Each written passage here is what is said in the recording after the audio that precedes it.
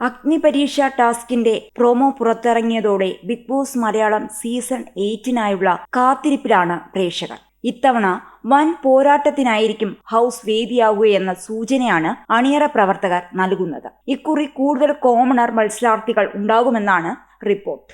നിരവധി സെലിബ്രിറ്റികളും ഷോയിൽ എത്തുമെന്നാണ് സൂചന.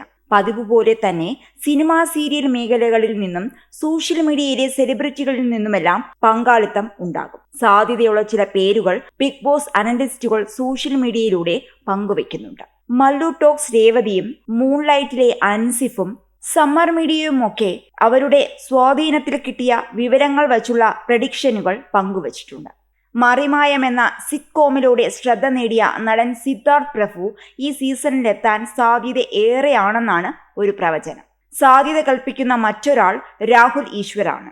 ബിഗ് ബോസിന്റെ ആദ്യ പതിപ്പ് എന്ന നിലയിൽ മലയാളികൾക്കിടയിൽ ചർച്ചയായ മലയാളി ഹൗസിൽ പങ്കെടുത്ത് വിജയിച്ചയാളാണ് രാഹുൽ. കഴിഞ്ഞ സീസണിലെ നടി അനുമോളുടെ PR കൂടിയായ വിനു വിജയ്, നടി നീന കുറുപ്പ്, സീരിയൽ താരങ്ങളായ തനൂജ് മേനോൻ, ആക്ടിവിസ്റ്റും സോഷ്യൽ മീഡിയ താരവുമായ ശ്രീലക്ഷ്മി അറക്കൽ എന്നിവരും ഷോയിൽ എത്താനുള്ള സാധ്യത ഏറെയാണെന്നാണ് പ്രവചനം. പിന്നൊന്ന് യൂട്യൂബറും കണ്ടന്റ് ക്രിയേറ്ററുമായ ബബിത ബബിയും സിനിമാ സീരിയൽ നടൻ ബാലാജി ശർമ്മയുമാണ്. കേരളത്തിലെ അറിയപ്പെടുന്ന ഗേ കപ്പിൾസായ നികേഷും സോനുവും ഈ സീസണിൽ എത്തുമെന്ന് പ്രവചിക്കുന്നു.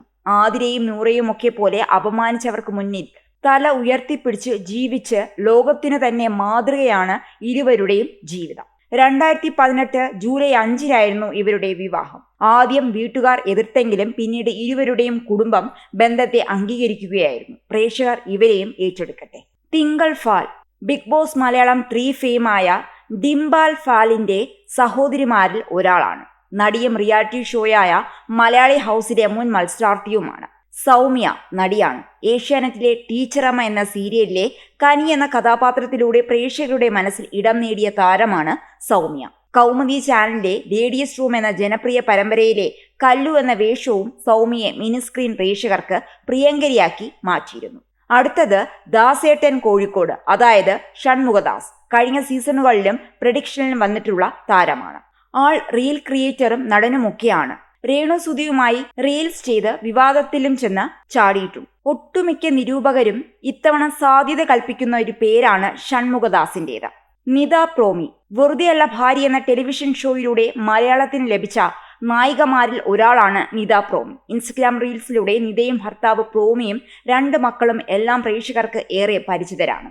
മുബീന നിജാസ്. സോഷ്യൽ മീഡിയയിലൂടെയും യൂട്യൂബിലൂടെയും മതപരമായ കണ്ടന്റുകൾ ചെയ്ത് ശ്രദ്ധേയയായ ഒരു മലയാളി ഡിജിറ്റൽ ഇൻഫ്ലുവൻസറും ലൈസൻസ്ഡ് വ്ലോഗറുമാണ്. മ്യൂബിസ് പാരഡൈസ് എന്ന പേരിൽ സോഷ്യൽ മീഡിയയിൽ ഒരു പേജുണ്ട് അവർക്ക്.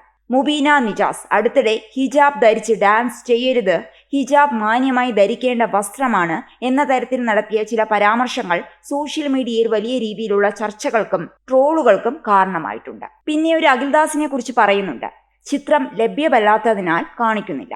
അടുത്തത് മാധ്യമ പ്രവർത്തകയും നടിയും മോഡലുമായ റിനി ആൻ ജോർജ് ആണ്. ഒരു പ്രമുഖ യുവ രാഷ്ട്രീയ നേതാവ് തനിക്ക് മോശം സന്ദേശങ്ങൾ അയക്കുകയും ഹോട്ടലിലേക്ക് ക്ഷണിക്കുകയും ചെയ്തുവെന്ന വെളിപ്പെടുത്തലിലൂടെ ഒരു സമയത്ത് വാർത്തകളിൽ നിറഞ്ഞു നിന്ന താരമാണ്.